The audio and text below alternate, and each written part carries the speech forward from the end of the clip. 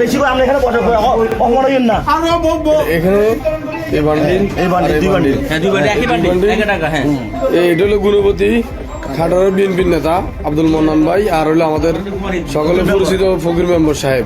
এরা দুইজন হাতে হাতে ভোটার স্লিপ বিতরণ করতেছে, সাথে সাথে টাকাগুলো বিতরণ করতেছে।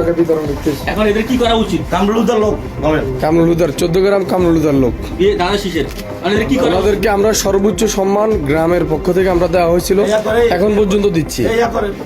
বাত ব্যথা, প্যারালাইসিস কিংবা আর্থ্রাইটিস, আধুনিক ফিজিওথেরাপি ও পুনর্বাসন চিকিৎসায় নির্ভরযোগ্য নাম ডিপিআরসি।